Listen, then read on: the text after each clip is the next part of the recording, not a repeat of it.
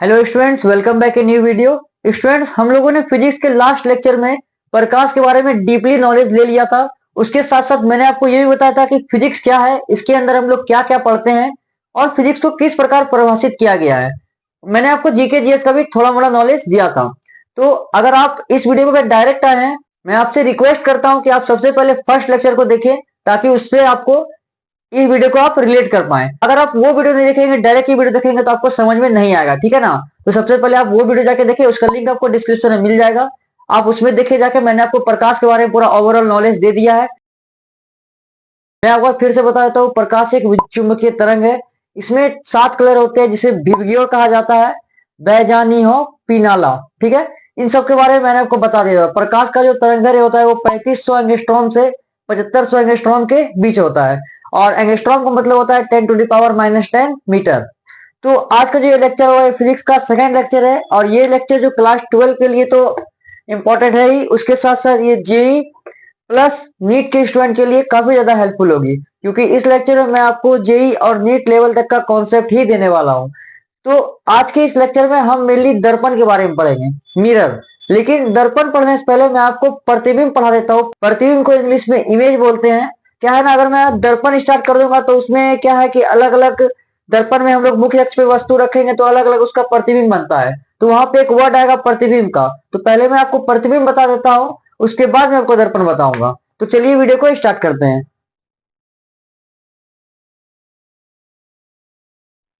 देखिए स्टूडेंट्स, प्रतिबिंब किसे कहते हैं। देखिए, प्रतिबिंब को इंग्लिश में इमेज बोलते हैं। इसका आप डेफिनेशन सुनिए। किसी बिंदु से आने वाली प्रकाश की किरण, किसी बिंदु से आने वाली प्रकाश की किरण दर्पण से परावर्तन के बाद, या दर्पण से परावर्तन के बाद या लेंस से अपवर्तन के बाद। देखिए यहाँ पे दो टर्म आ रहा है, जो कि अभी आप लोगों ने नहीं पढ़ा है। 10th में आप लोगों ने थोड़ा मोड़ा पढ़ा था, लेकिन मुझे श्योर है कि आप भूल गए होंगे। तो इसमें दो टर्म आ रहा है, दर्पण से परावर्तन या लेंस से अपवर्तन। तो आप याद रखिएगा, दर्पण से परावर्तन होता है, और लेंस रहे या कांच का स्लैब रहे, इससे अपवर्तन होता है, ठीक है। दर्पण से कभी भी अपवर्तन नहीं हो सकता है। तो यहाँ पे क्या आएगा, किसी बिंदु से आने वाली प्रकाश दर्पण से परावर्तन या लेंस से अपवर्तन के बाद जिस बिंदु पर मिलती है, यहाँ पे दो टर्म आएगी।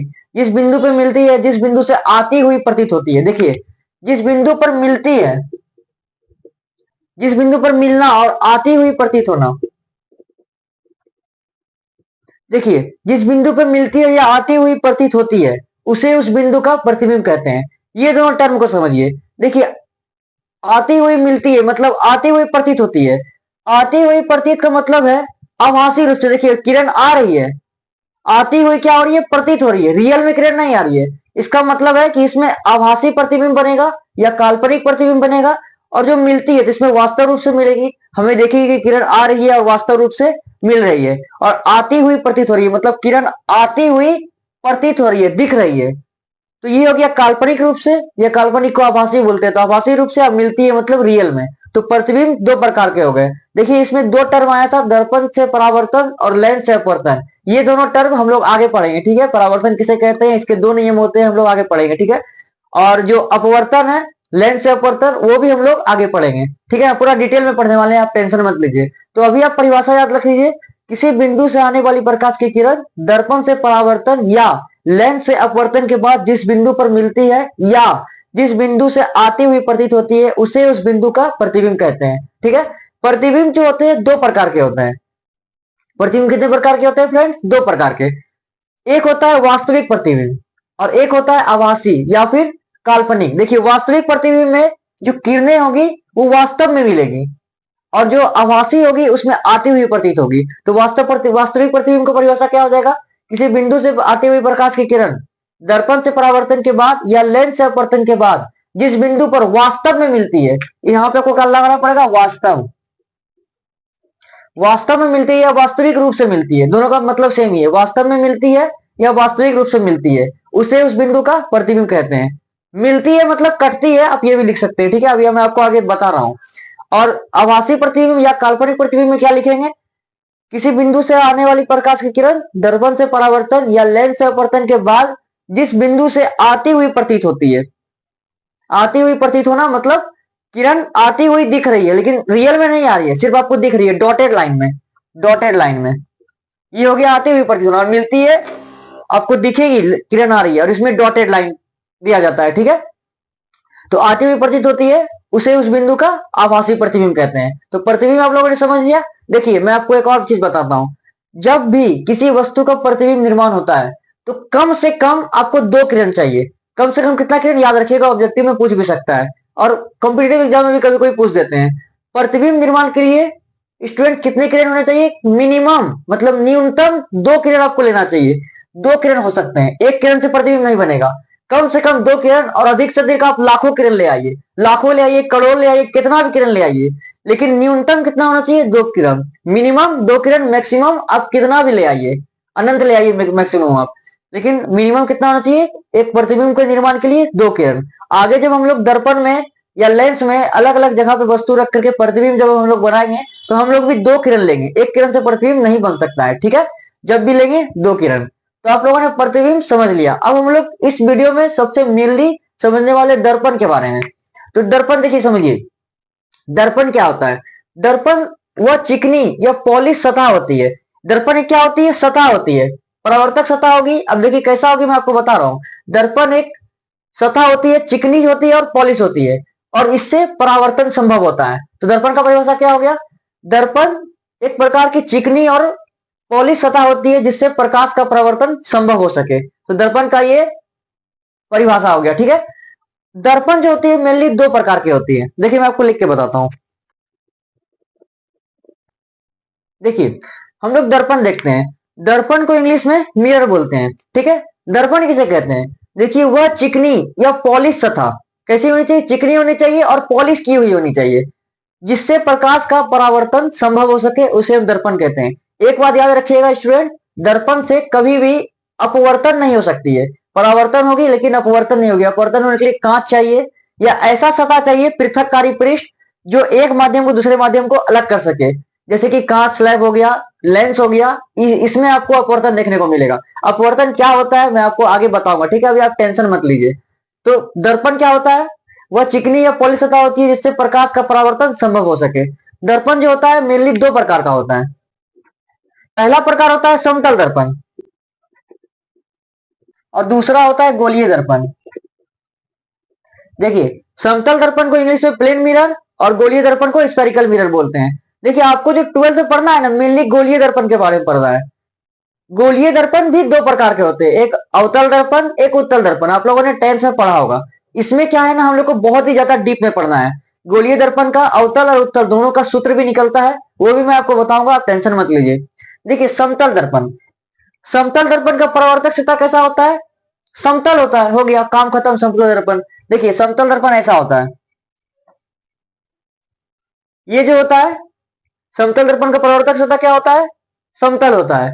और एक बात याद रखिएगा, इसकी वक्रता त्रिज्या जो होती है वो अनंत होती है, क्योंकि वक्रता त्रिज्या मैं आपको आगे बता रहा हूं, ठीक है। अभी आप याद कर लीजिए, इसकी वक्रता त्रिज्या क्या होती है?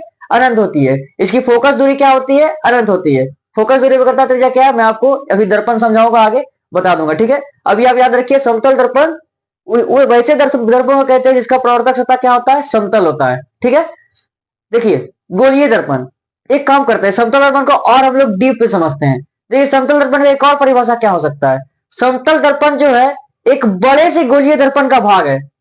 अब आप बोलिएगा गोलीय दर्पण तो गोल होता है, समतल दर्पण तो समतल है, ये इसका भाग कैसे हो सकता है? देखिए मैंने क्या बोला, बड़े से गोलीय दर्पण का एक छोटा सा भाग है। देखिए एक गोलीय दर्पण बनाइए, ये गोलीय दर्पण मैंने बना दिया, गोलीय दर्पण है ये, इसका छोटा सा भाग, इसका छोटा सा भाग मतलब ये भाग ले लेते हैं यहाँ पे, मतलब पूरा एकदम माइक्रोस्कोपिक होता है ना, पूरा एकदम इसको जूम करके लेना है।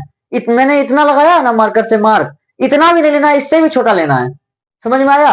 पूरा सूक्ष्मतम, अगर हम पूरा सूक्ष्मतम लेंगे, देखिए ये स्ट्रेट लाइन बनेगा, ऐसा बनेगा, ऐसा बनेगा ना। अगर हम इसको पूरा जूम करते हैं यहाँ पे इस एरिया में, पूरा जूम करते हैं तो स्ट्रेट लाइन दिखेगा।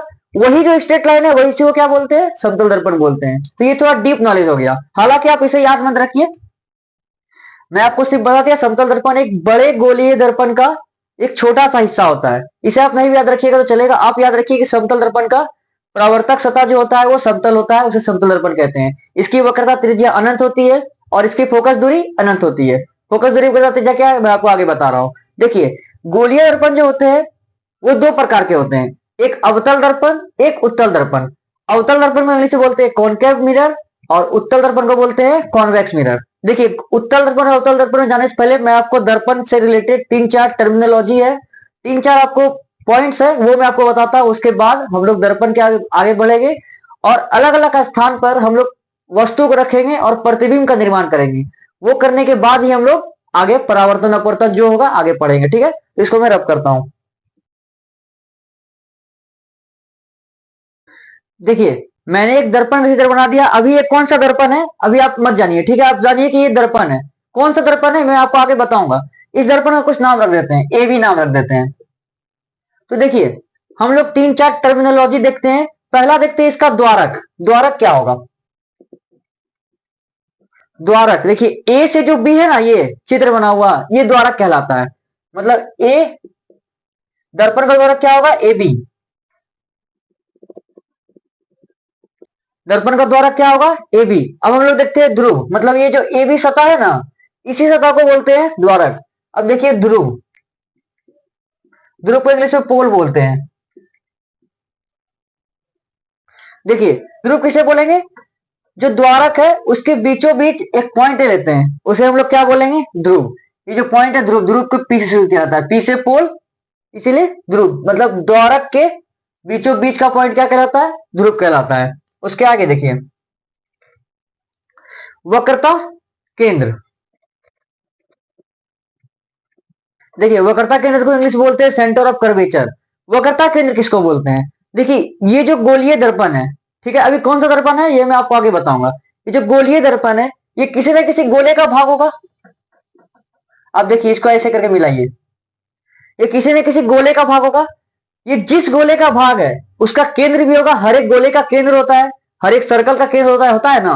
तो ये जिस गोले का भाग होगा उसकी जो केंद्र होगी उसे क्या बोलते हैं? वक्रता केंद्र। इसे सी से सूचित किया जाता है। मतलब इसका परिभाषा क्या होगा? दर्पण, जो दर्पण है गोलीय दर्पण, ये जिस गोले का भाग होता है उसके केंद्र को वक्रता केंद्र कहते हैं। ठीक है, आगे देखते हैं वक्रता त्रिज्या। देखिए वक्रता त्रिज्या क्या कैसे कहेंगे? देखिए वक्रता केंद्र और ध्रुव को मिलाने वाली रेखा वक्रता त्रिज्या कहलाती है। ये जो रेखा है ये रेखा क्या कहलाएगी? वक्रता त्रिज्या कहलाएगी, रेडियस ऑफ कर्वेचर। ठीक है, तो ये वक्रता केंद्र और ध्रुव को मिलाने वाली रेखा क्या कहलाती है? वक्रता त्रिज्या। या फिर इसका एक और परिभाषा है, देखिए वक्रता त्रिज्या, ये जो गोलीय दर्पण है ना, गोलीय दर्पण जिस गोले का भाग होता है उसकी त्रिज्या को, ये देखिए गोलीय दर्पण है और इसकी ये क्या है? त्रिज्या है। उसकी त्रिज्या को वक्रता त्रिज्या कहते हैं। ठीक है, आप समझ गए? गोलीय दर्पण जिस गोले का भाग होता है उसकी त्रिज्या को वक्रता त्रिज्या कहते हैं। देखिए अब हम लोग देखते हैं मुख्य अक्ष। मुख्य अक्ष को इंग्लिश में बोलते हैं प्रिंसिपल एक्सिस और इसे हिंदी में एक और नाम से जानते हैं प्रधान अक्ष या मुख्य अक्ष या प्रिंसिपल एक्सिस इंग्लिश में। देखिए मुख्य अक्ष किसे बोलेंगे? वक्रता त्रिज्या और ध्रुव को मिलाने वाली काल्पनिक रेखा क्या कहलाती है? मुख्य अक्ष। देखिए यहाँ पे जो त्रिज्या है ना, ये वक्रता केंद्र और ध्रुव को मिलाने वाली काल्पनिक रेखा क्या कहलाएगी? मुख्य अक्ष। समझ में आ गया? Principal axis. देखिए ये दोनों में कंफ्यूजन मत होइएगा। वक्रता त्रिज्या गोले का यहां भी हो सकती है, ये भी वक्रता त्रिज्या है, ये भी वक्रता त्रिज्या है। मैंने आपको इसका परिभाषा क्या बताया? वक्रता त्रिज्या मतलब गोलीय दर्पण जिस गोले का भाग होता है उसकी त्रिज्या को वक्रता त्रिज्या बोलते हैं। तो यहां भी तो त्रिज्या बन रहा है, ये भी तो त्रिज्या है। ठीक है, ये भी त्रिज्या है। वक्रता केंद्र से होकर ध्रुव को मिलाती है, मतलब वक्रता केंद्र के एक पॉइंट को ध्रुव के एक पॉइंट से मिलाती है, उसी को क्या बोलेंगे? मुख्य अक्ष। इसका परिभाषा क्या होगा? वक्रता केंद्र तथा ध्रुव को मिलाने वाली काल्पनिक रेखा मुख्य अक्ष कहलाती है। समझ में आ गया? Principal axis. अगला देखते हैं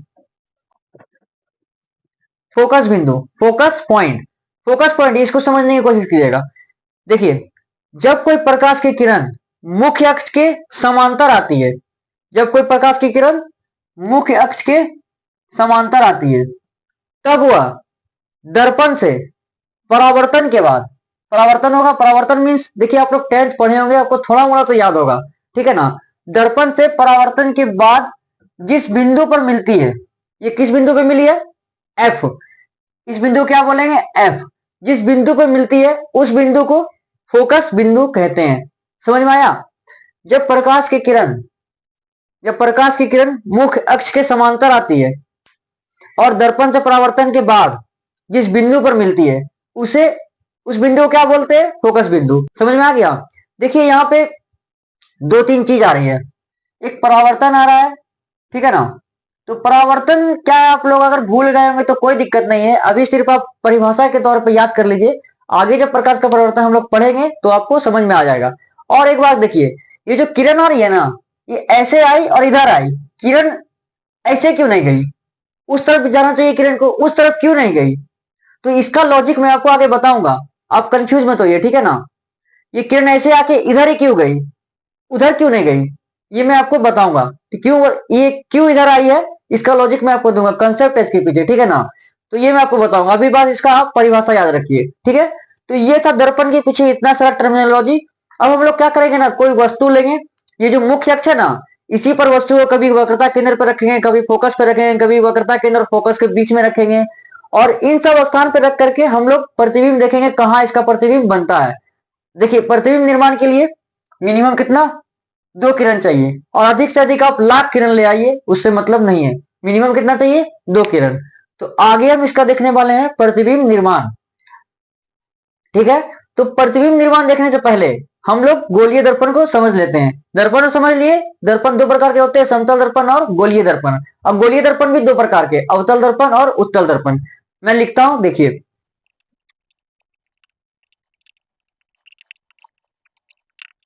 देखिए स्टूडेंट्स, गोलीय दर्पण स्फेरिकल मिरर 2 प्रकार के होते हैं, अवतल दर्पण और उत्तल दर्पण, कॉनकेव मिरर और कॉन्वेक्स मिरर,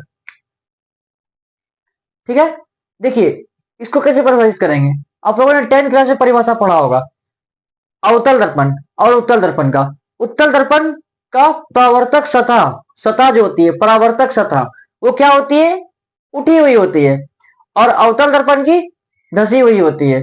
तो उत्तल दर्पण गोलीय दर्पण का एक भाग है, और इसकी सतह कैसी होती है, उठी हुई होती है, और इसकी सतह कैसी होती है, धसी होती है। तो ये परिभाषा भी आप लिख सकते हैं। हालांकि और भी एक परिभाषा है जो कि थोड़ा अच्छा लगता है, देखिए मैं आपको बताता हूं।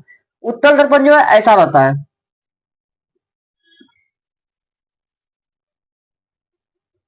ठीक है? और अवतल जो रहता है वो ऐसा रहता है।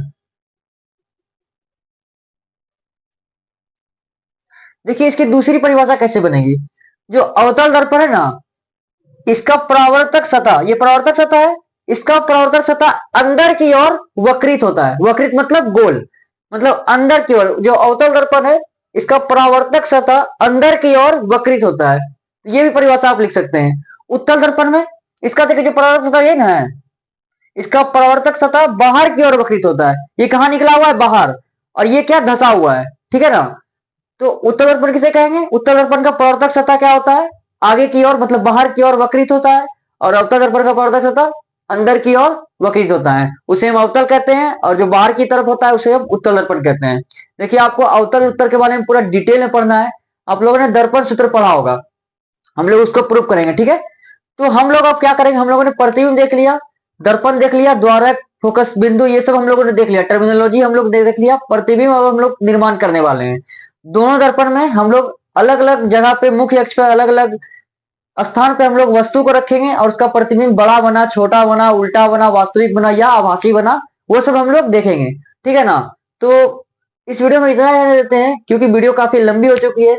और अगर आपने अभी तक इसका फर्स्ट लेक्चर नहीं देखा है, वहां पे मैंने आपको प्रकाश के बारे में डिटेल में बता दिया है, तो वो लेक्चर पहले आप इस वीडियो को एंड कीजिए, इसको लाइक कीजिए, और डिस्क्रिप्शन में लिंक दिया हुआ है, उस वीडियो को आप जरूर देखिए, आपको तभी ये वीडियो आगे समझ में आएगी। तो फर्स्ट लेक्चर जरूर से देखिएगा।